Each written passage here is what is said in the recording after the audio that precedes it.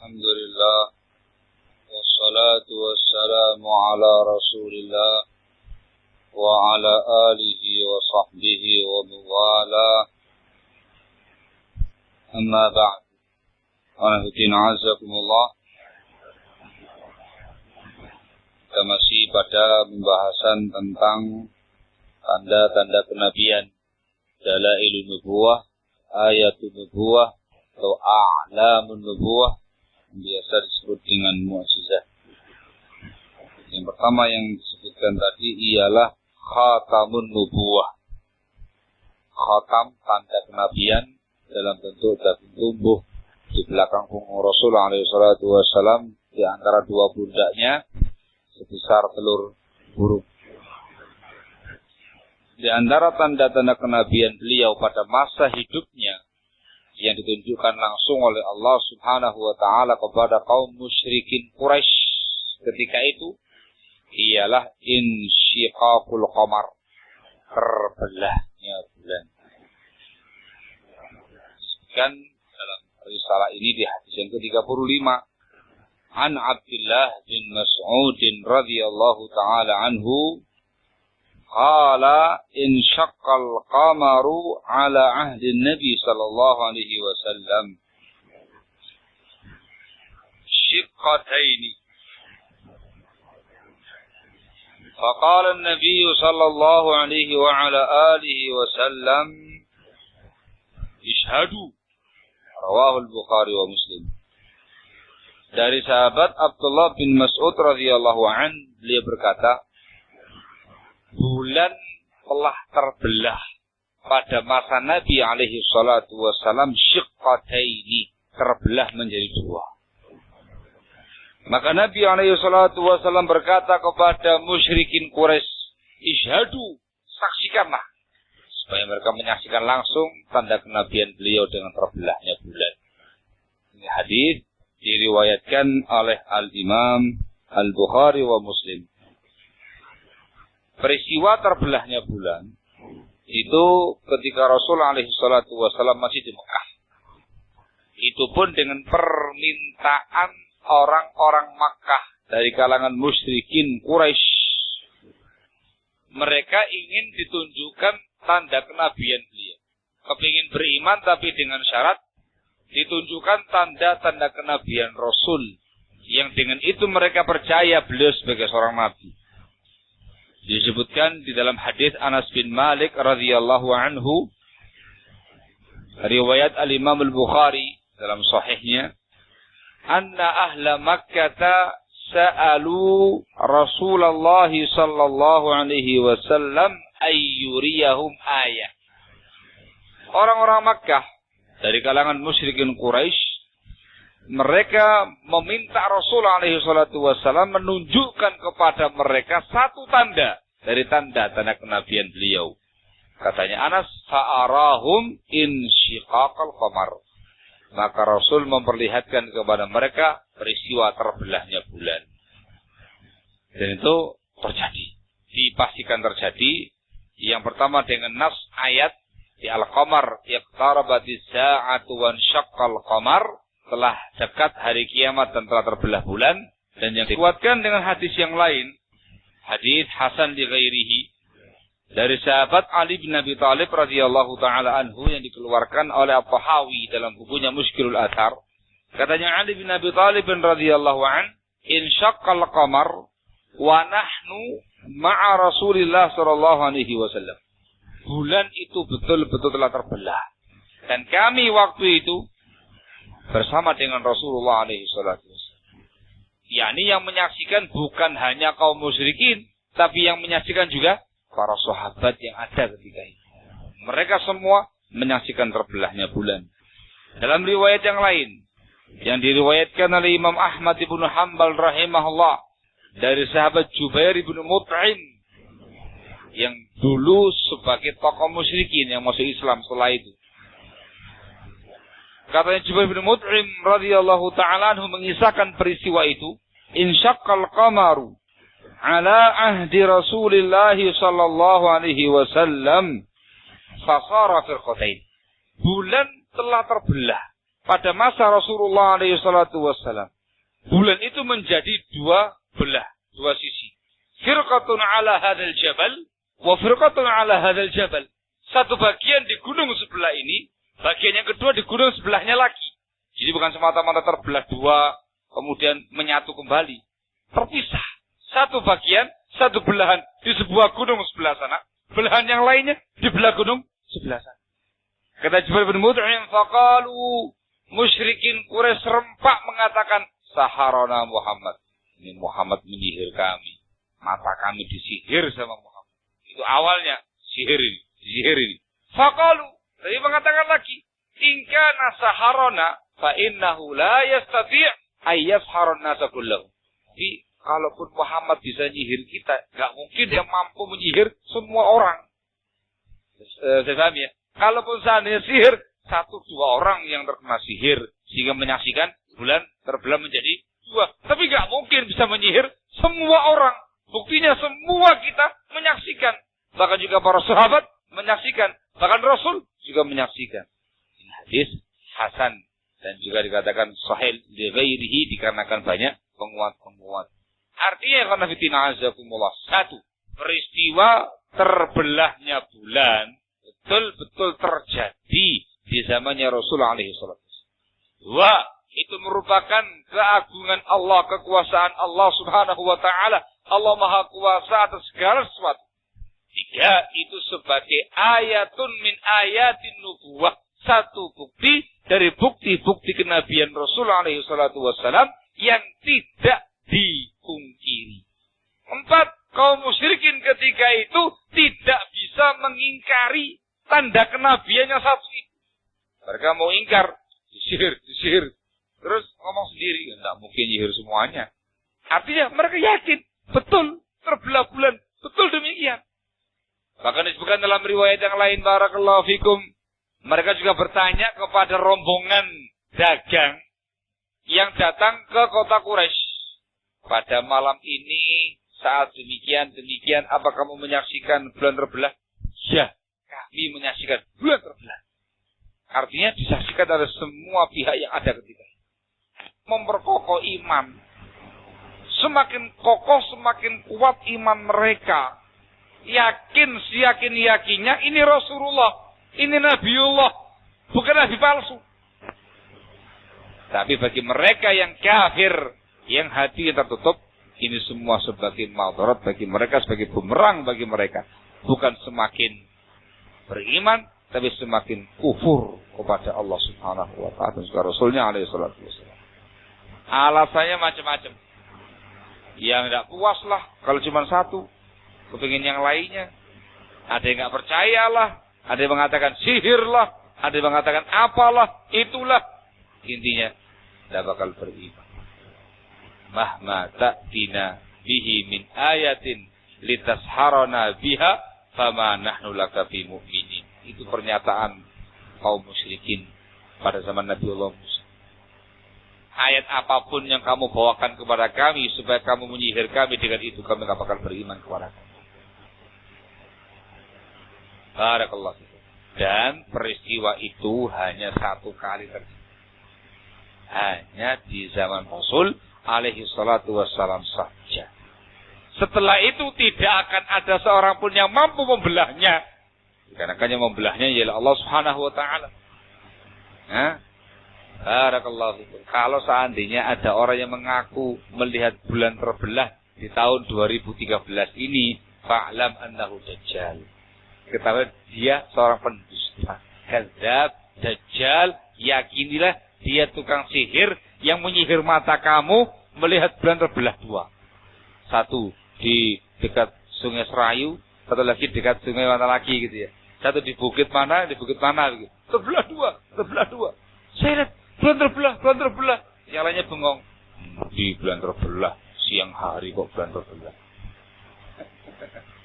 Disihir ya, hanya sekali kejadian. Itu hanya di zamannya Rasulullah alaihi salatu. Nah, ini 2 tanda. Yang pertama terkait dengan pribadinya beliau, fisiknya beliau, khatamun nubuwah. Yang kedua terkait dengan peristiwa di zaman Rasul alaihi salatu wasallam. Di antaranya insyiqaqul qamar. Di antara tanda-tanda kenabian yang lainnya ialah ikhbaruhu bil umuril mustaqbilah wa waqa'at kama akhbar. Di antara tanda-tanda kenabian beliau yang lainnya ialah beliau memberitakan tentang perkara-perkara yang akan terjadi di masa akan datang. Barakallahu fikum. Dan terjadi seperti yang beliau beritakan. Terjadi seperti yang beliau beritakan.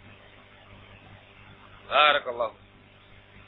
Ini disebutkan dalam pembahasan asyratus sa'ah, tanda-tanda kiamat yang kecil, tanda-tanda kiamat yang besar, dan sangat banyak sekali, dan hampir seluruhnya terjadi seperti yang diberitakan oleh Rasulullah alaihi salatu wassalam.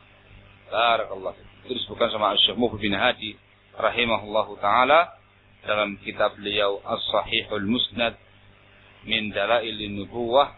Termasuk tanda-tanda kenabian beliau ialah al-ikhbar bi umurin mustaqbalah, memberitakan tentang perkara-perkara yang akan terjadi di masa yang akan datang, dari mulai setelah wafatnya Rasul sampai akhir zaman nanti, sampai peristiwa besar sebelum datangnya kiamat. Juga termasuk tanda-tanda kenabian barakallahu fikum ialah ikhbaruhu bil umuril madiyah. Berita Rasul alaihi salatu wassalam tentang berita-berita masa lalu. Min qasasil anbiya'i wal mursalin, tentang kisah-kisah nabi, kisah-kisah para nabi dan para rasul. Itu juga termasuk dalailun nubuwah. Dikarenakan tidak mungkin itu semuanya tercapai melainkan dengan wahyu dari Allah Subhanahu wa taala, karena Rasul tidak menyaksikan langsung peristiwa masa lalu. Ketika Rasul alaihi salatu wasallam bisa memberitakannya dengan detail, dengan rinci, itu pertanda Allah berikan wahyu kepada beliau dan beliau menyampaikannya kepada umat. Juga terkait dengan bukti-bukti kenabian yang lain, beliau menjelaskan kepada kita, memberitakan kepada kita sejarah terciptanya bumi dan terciptanya bumi dunia ini. Disebut dengan Bad'ul Khalq, peristiwa permulaan terciptanya bumi, penciptaan langit, penciptaan bumi dan segala macamnya.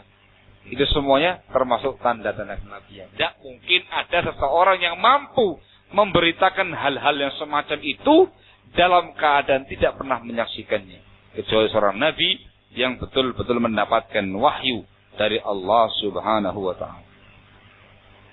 Yang lainnya lagi, di antara tanda-tanda kenabian ialah adanya karomah wali.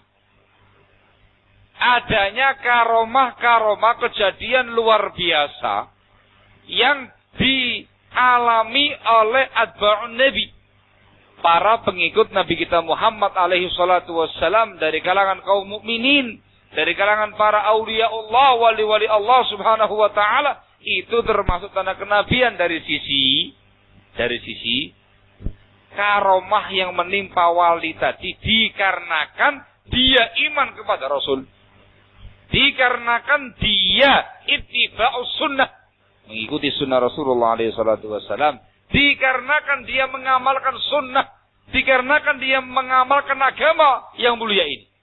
Sehingga karomah wali merupakan dalailun nubuwah. Perlu dipahami ikhwan fillah azakumullah, kejadian yang luar biasa yang menimpa selain nabi itu ada dua macam. Yang pertama disebut dengan karomah. Ini tergantung siapa yang mengalaminya.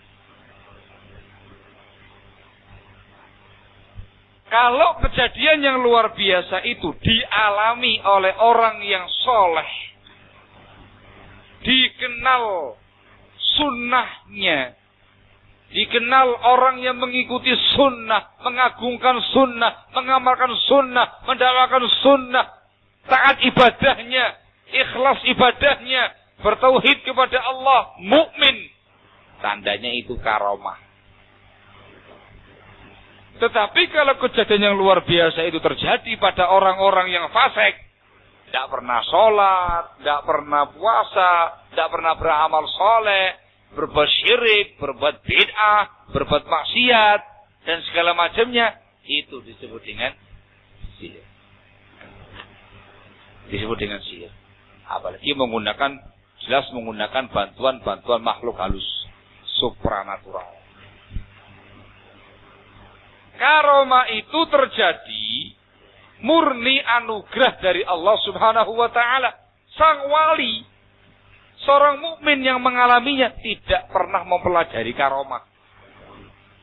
Tidak ada bab dirasatul karomah. Belajar ilmu karomah supaya dapat karomah, kejadian yang luar biasa tidak ada. Tidak mungkin dipelajari. Dan mukmin tadi yang mengalami karomah tidak bakal mungkin bisa mengulang lagi karomah tadi dengan sendiri. Dikarenakan karomah itu murni mauhibah minallah, murni anugerah dari Allah Subhanahu wa taala, fungsinya untuk memuliakan hamba tadi, dan yang kedua untuk mengokohkan iman hamba tadi. Adapun sihir dipelajari, ada ilmu sihir, ada buku-buku sihir, ada mantra-mantra sihir, ada jimat-jimat sihir, ada jampi-jampi sihir, ada wirid-wirid semacam itu. Dan mereka bisa mengulang-ulang kembali peristiwa yang luar biasa itu, bahkan diadakan pertunjukan resmi. Ya, itu sihir. Itu sihir. Barakallahu fiik. Ini yang membedakan antara karomah dan sihir. Barakallahu fiik. Oleh karena itulah, sebagian salaf kita pernah menyatakan, kalau kamu menyaksikan, melihat ada seseorang yang bisa yamshi 'alal ma', bisa berjalan di atas air, tak tenggelam, maka kamu jangan percayai dia hingga kamu sesuai sunnah. Itu sebagai tanda kenabian Rasul. Keterkaitannya dengan Nabi kita Muhammad alaihi salatu wassalam. Ada karomah karena dia mengamalkan sunnah. Ada karomah dikarenakan dia ittiba'us sunnah. Dikarenakan ada karomah dikarenakan dia beriman dengan Nabi kita Muhammad alaihi salatu wassalam. Dan ini akan kita bahas secara khusus pada bab-bab yang berikutnya. Bab khusus tentang karomah wali. Itu perlu dibahas lebih panjang, lebih lebar. Barakallahu fiik. Nah, termasuk tanda kenabian ialah ru'ya al-mu'min, mimpi baik yang dilihat oleh seorang mukmin. Satu bagian dari sekian bagian kenabian Nabi kita Muhammad alaihi salatu wassalam. Barakallahu fikum. Ini beberapa ringkasan poin-poin penting terkait dengan masalah dalilun min dalailin nubuwah. Yang pertama, yang ada di badannya Rasul, khatam. Yang kedua, terkait peristiwa-peristiwa yang mengagumkan, yang di luar kebiasaan di zamannya Rasul. Di antaranya, terbelahnya bulan, memancarkan air dari sela-sela tangannya Rasul, makanan banyak, dimakan tidak habis-habis, gitu ya, barokahnya Rasul, barokahnya makanan, barokahnya kurma dan segala macamnya. Barakallahu fiik. Kemudian peristiwa-peristiwa yang beliau khabarkan di masa akan datang, peristiwa-peristiwa masa lalu, kisah-kisah para anbiya wal mursalin, kisah-kisah penciptaan makhluk dari mulai awal segala macamnya. Barakallahu fikum. Karomah-karomah para wali, mimpi-mimpi seorang mukmin, itu semuanya barakallahu fikum adalah tanda-tanda kenabian Nabi kita Muhammad alaihi salatu wassalam. Dan tanda kenabian Rasul yang abadi, yang tidak mungkin diingkari, yang terus ada sampai saat ini ialah Al-Quranul Karim. Ini tanda nubuwah kenabian Nabi kita Muhammad alaihi salatu wassalam yang nyata, yang bisa kita pelajari, yang dengan itu kita meyakini kebenaran Nabi kita Muhammad alaihi salatu wassalam. Barakallahu fiik. Hadza wadih.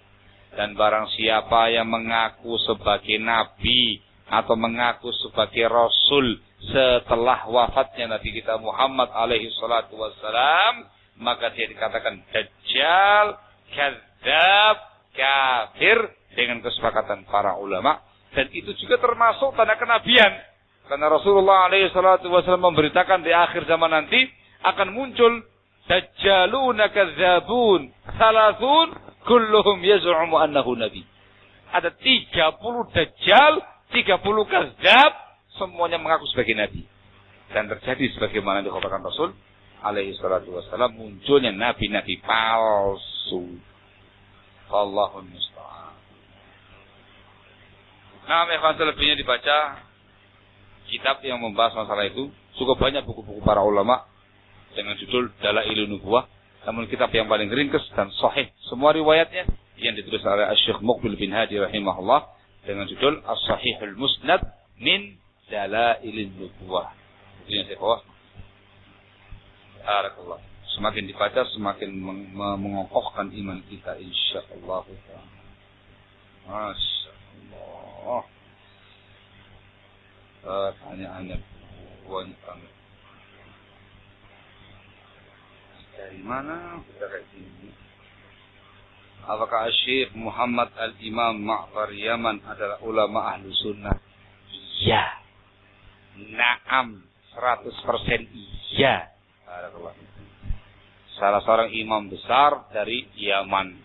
Salah seorang murid seniornya Syekh Al-Allamah Muqbil bin Hadi Al-Wadi'i rahimahullah sudah memiliki markis di masa hidupnya Syekh Muqbil bin Hadi, dan pada masa itu termasuk markis kedua terbesar setelah markisnya Syekh Muqbil bin Hadi rahimahullah.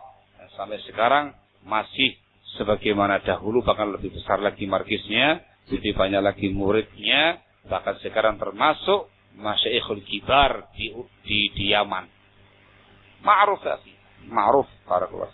Ada Syekhul Imam.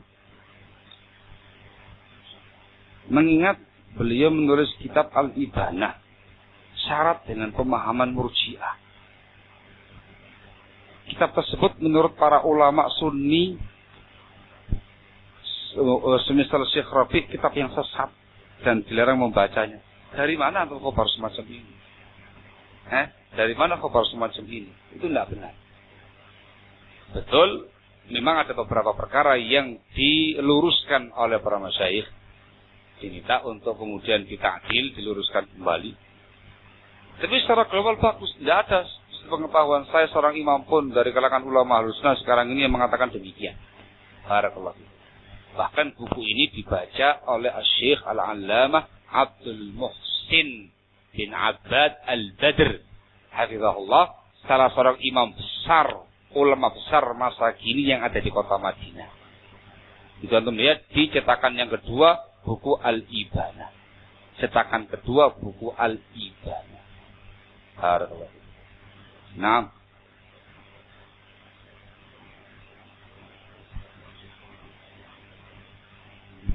sekarang dari mana kabar semacam itu? Kabar-kabar semacam ini yang menyudutkan para ulama usunnah itu umumnya datang dari orang-orang yang enggak beres. Fi qalbihi marad, di hatinya ada penyakit penyimpang. Naam, barakallahu.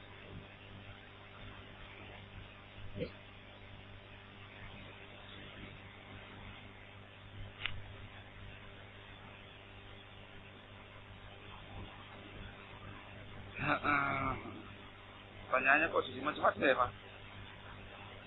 Ini pembahasan masalah kenabian.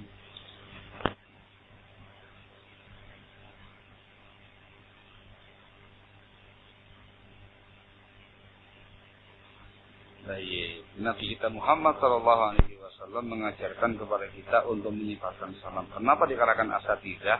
Ada yang tidak mengucapkan salam terlebih dahulu ketika awal mukadimah maupun di akhir ceramahnya. Iya, dikarenakan yang sunnah barakallahu fikum di dalam bab muhadharah, dalam menyampaikan ceramah-ceramah dan mau'izah, Rasul alaihi salatu wassalam mengajarkan kita untuk memulainya dengan khutbatul hajah. Innal hamdalillah. Barakallahu. Tadi paham ya? Ada. Bagi mereka yang tidak mengucapkan salam terlebih dahulu dan langsung memulai innal hamdalillah, tidak dilarang. Itu yang dicontohkan oleh Rasulullah sallallahu alaihi wasallam. Antum pernah tahu riwayat ketika Rasul mau'izah hasanah, Assalamualaikum warahmatullahi wabarakatuh. Salam. Ulangi lagi. Assalamualaikum warahmatullahi wabarakatuh. Diulangi lagi. Terus innal hamdalillah. Pernah ada ya? Hah? Satu riwayat yang menerangkan bab ini memulainya dengan innal hamdalillah khutbatul hajj. Barakallahu. Sebagian mereka memulai dengan salam biasa di kalangan orang-orang yang awam yang belum banyak mengerti tentang masalah itu supaya nggak menimbulkan hal-hal yang nggak diinginkan.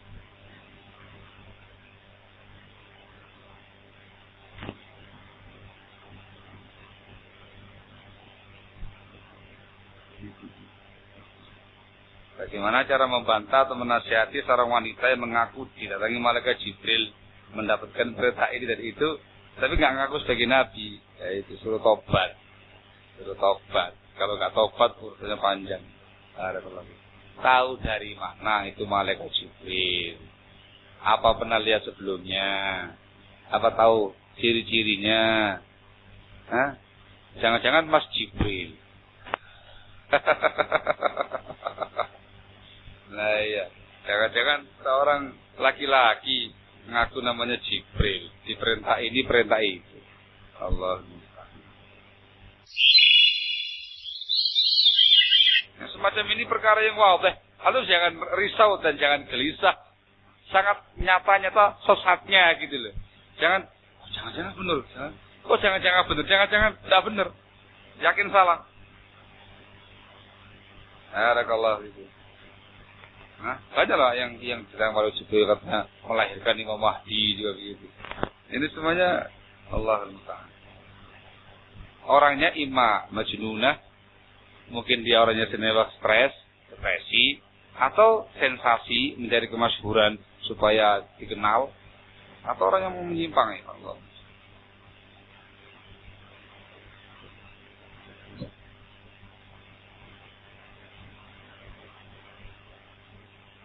Masya Allah, Allah.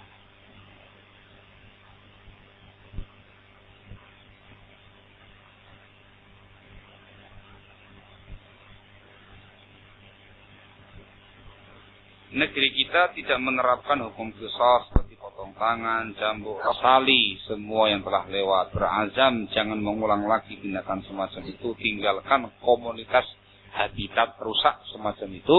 Jangan menyebarkan keaiban-keaiban pribadi kepada siapapun. Simpan dalam-dalam, simpan rapat-rapat dalam bingkai hati antum yang paling dalam. Perbaiki perbuatan antum, jadilah orang yang soleh setelahnya. Sungguh-sungguh dalam bertobat kepada Allah Subhanahu wa taala, semoga di yaumul qiyamah nanti Allah Tabaraka wa taala menerima taubatnya. Barakallahu.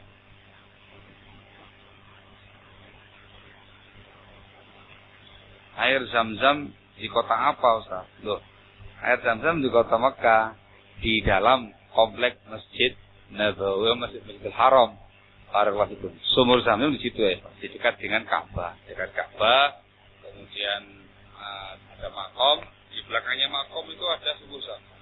Cuma sekarang sudah tertutup oleh keramik tahan panas yang dipasang oleh pemerintah Saudi. Di bawahnya itu ruangan-ruangan semuanya itu. Barakallahu, sumurnya ada di bawah. Yang pernah haji atau umroh tahun 90-an itu masih menyaksikan langsung sumur Zam-Zam. Malah bisa nyiduk langsung dari sumur Zam-Zam. Di situ. Barakallahu. Gitu ya. Cuman Zam-Zam sekarang, Masya Allah, diproduksi besar-besaran sehingga bisa ada di mana-mana. Dikirim ke Indonesia, Surabaya banyak promosi. Asli dari sana dipak langsung. Dan sekarang di sana ya kan dibangun secara khusus oleh pemerintah Saudi gedung khusus untuk memproses dan pengepakan air Zam-Zam. Luar biasa. Di antara proyek besar Raja Abdullah sekarang ini. Jadi kalau nggak bisa ke sana, dia beli aja air Zam-Zam. Ya sama saja. Air Zam-Zam. Ada sebagian mengatakan itu nggak mantep. Khasiatnya itu kalau langsung dari sana. Padahal dia nggak paham. Sudah melalui proses saluran sepanjang yang ada itu ketika dia minum di tempat Zam-Zam yang di Masjidil Haram, di Masjid Nabawi, tempat air. Itu nggak mencet dari sumur itu. Sudah diambil oleh pemerintah Saudi, sudah dikemas, sudah dimasukkan dalam tempat-tempat penyimpanan yang di dalam masjid itu. Di keran-keran itu semuanya menggunakan saluran, gak langsung dari sumurnya. Apa doai saya? Jadi ya gitu ya mereka. Kalau ndak minum langsung di sana nggak marem, ya terserah, nggak ada masalah ya. Kalau terserah. Penting sana sendiri.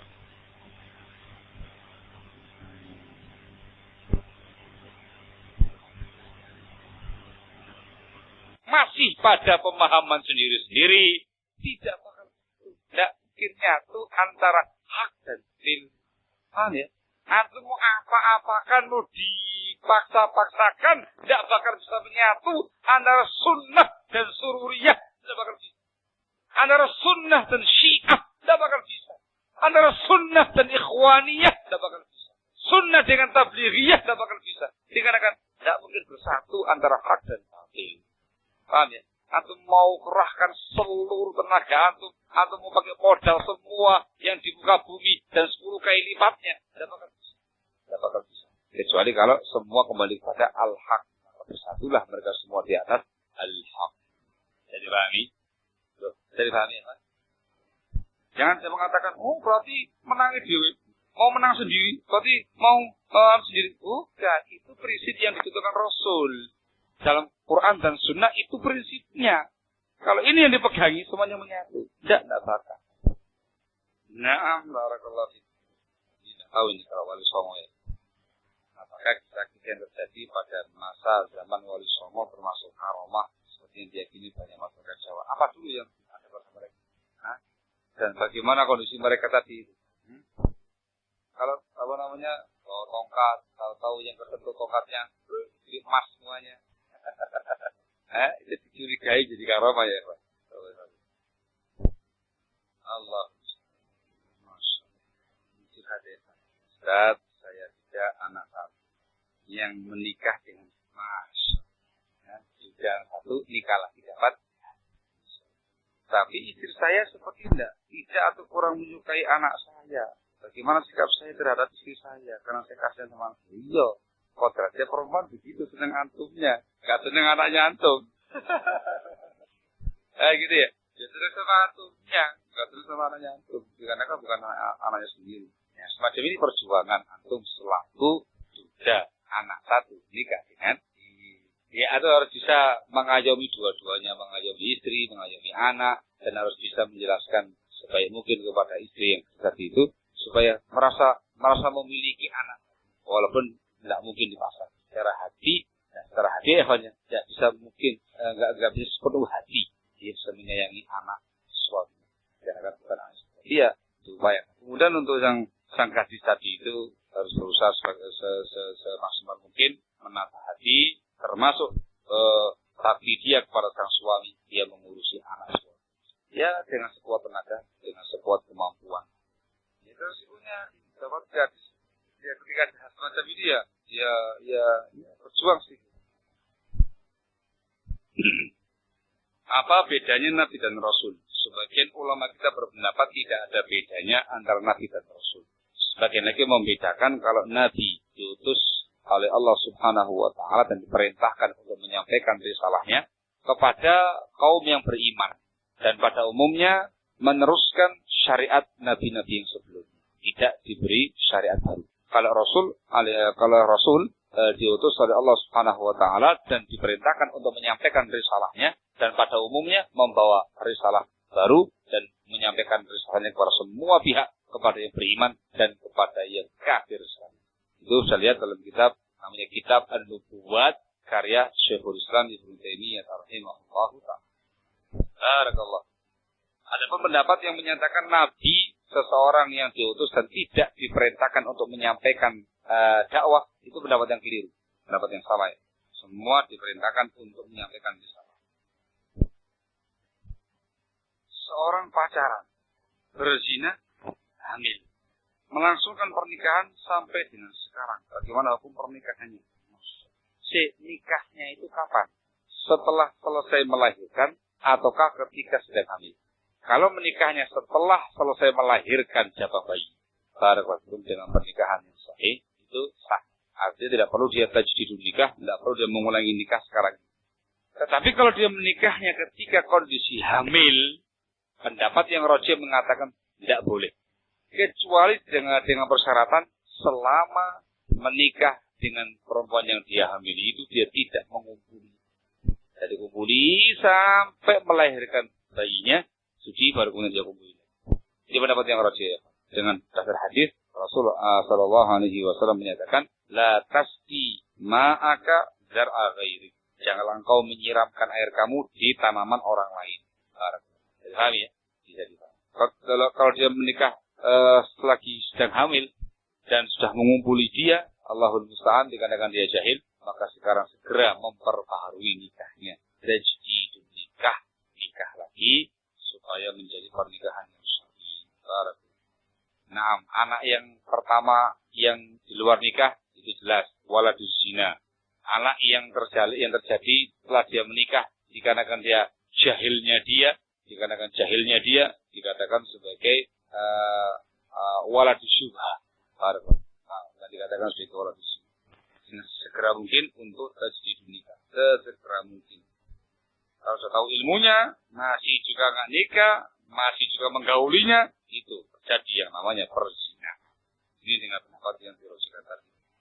Darah seorang muslim yang halal darahnya untuk ditumpahkan adalah seorang duda atau rondo yang berzina. Jadi saya katakan duda, rondo yang pernah menikah dengan pernikahan yang sah. Jadi gimana prinsipnya Ustaz? Apakah masih mempunyai status, apakah masih memiliki suami atau istri kemudian berzina, atau sudah rondo duda kemudian berzina? Dua-duanya.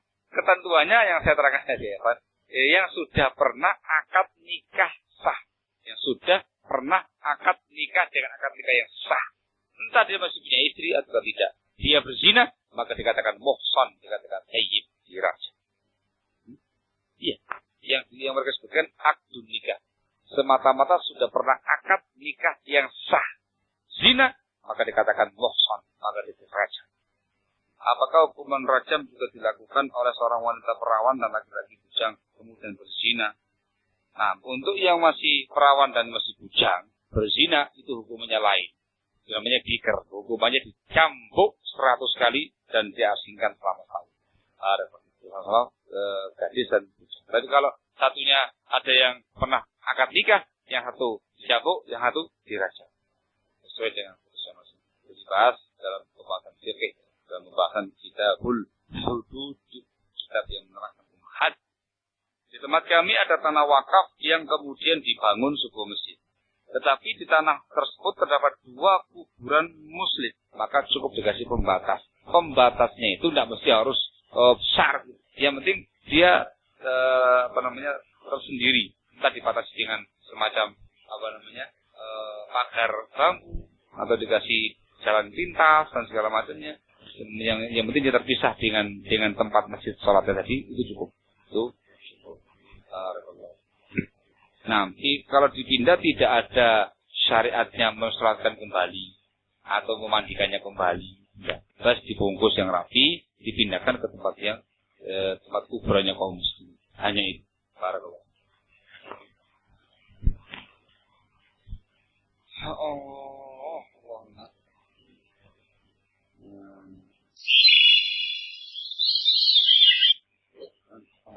Satu orang yang menghasankan riwayat. Itu faedah kita dapat dari Syekh Muhammad Ghalib Al-Ajami. Pas di rumahnya beliau, lagi di rumahnya beliau, di apartemennya beliau, ya kita lagi musim haji, yang masalah itu. Dia ngasih faedah. Wallahu a'lam bishawab, itu yang sampaikan sama beliau. Ini kalau mau ya nasihati yang halus. Jangan sampai ada ikut yang nemen-nemen gitu. Kalau mereka betul-betul luar biasa nemen ya. Jadi kalau mereka ketika haji atau apa diadakan tour city gitu ya. Tour keliling Madinah, Kuba, ke di Uhud, kemudian ke kebun kurma dan segala macamnya. Itu ngotot, jangan lama-lama. Zuhurnya harus di Masjid Nabawi. Kalau enggak luput arba'innya. Gitu luput betul. Itu luar biasa nelongsonya. Jangkep. Nah, semacam ini yang perlu diluruskan supaya jangan terlalu kuat. Ya lengkap 8 hari betul-betul alhamdulillah dapat pahala banyak. Enggak ya enggak usah nelongso gitu. Wallahu a'lam bishawab. Wah, sudah tahu ini. Apakah betul Yohanes Paulus di Vatikan dan atau hanya telah masuk Islam? Apakah khabar tersebut ditanggungjawabkan? Wallahu tahu ini. Ada yang tahu ya, Pak? Hah? Selentingan yang saya terima berita mengundurkan diri. Dan menghabiskan masa-masa hidupnya di sebuah tempat di mana gitu di wilayah sana. Tadi kita masuk Islam. Wallahu a'lam. Kalau seandainya betul, itu mungkin jadi kehebohan dunia Islam. Masuk Islam. Nggak semata-mata heboh Banyumas, heboh internasional deh, Pak. Ada yang berapa ya, Pak? Apakah karomah itu tetap terjadi hingga hari ini? Iya. Selagi masih ada waliullah di muka bumi, selagi masih ada firqatun najiyah, Taifah al-Mansurah, tetap ada yang namanya karamatul auliya. Barakallah. Yang disebutkan oleh sebagian ulama kita, karomah yang paling agung, yang paling mulia di zaman sekarang ini ialah al-istimrar ala sunnah.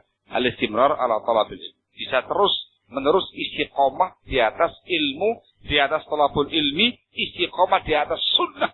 Itu karomah yang luar biasa. Sebab di zaman sekarang ini banyak penyimpangan, banyak kesesatan, banyak paham sesat, orang sudah mulai sibuk dengan dunianya dan segala macamnya, antipati dengan ilmu agama dan segala macam. Ketika ada yang bisa istiqomah di atas ilmu agamanya, talabul ilminya dan di atas sunnahnya, luar biasa. Itu merupakan a'zamul karomah yang paling agung. Saya harus selesai ketika tidak ada lagi waliullah, tidak ada lagi orang yang beriman di muka bumi ini. Maka selesai yang namanya karomah. Masya Allah.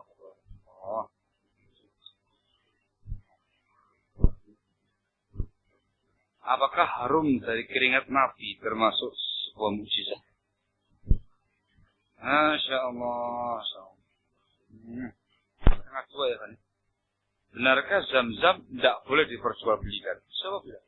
Boleh ya? Dengan keumuman ayat, wa halallahu al-bai'a wa harrama riba. Tidak ada masalah.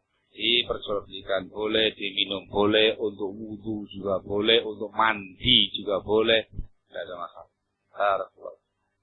Apakah mempelajari bela diri, tenaga dalam, zikir kebakinan, seperti syahadat 100 kali tiap malam, merupakan perbuatan syirik kepada Allah. Itu perbuatan bid'ah. Dikarenakan tidak ada contohnya dalam Islam, barakallahu. Kecuali ada unsur persembahan sesuatu kepada selain Allah, maka dikatakan syirik.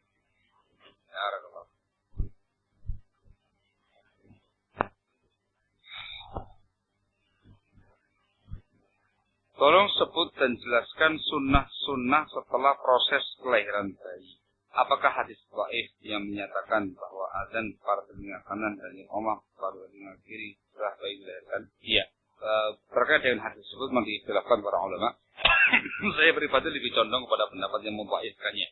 Baif sehingga tidak ada syariat mengazani bayi di telinga kanan, mengiqamah di sebelah kiri. Adapun proses setelah kelahiran bayi, barakallahu fikum, yang pertama dikasih nama, yang kedua diakikahi, disembelihkan kambing untuknya, laki-laki 2 ekor, perempuan 1 ekor.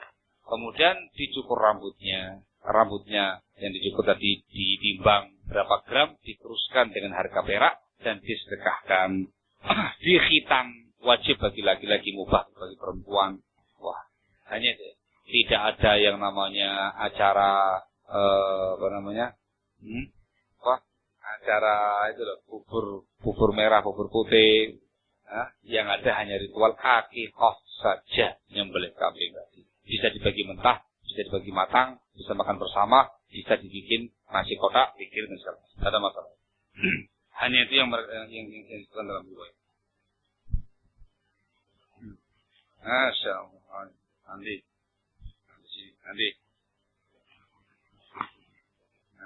Nanti. Terakhir, bagaimana hukum harta atau uang yang diperoleh dari jasa mengantar imigran gelap orang-orang Syiah ke negeri kufar? Waduh, ya jangan. Itu namanya ta'awun alal ismi wal udwan. Orang Syiah lagi. Jangan ya. Jangan. Tinggalkan.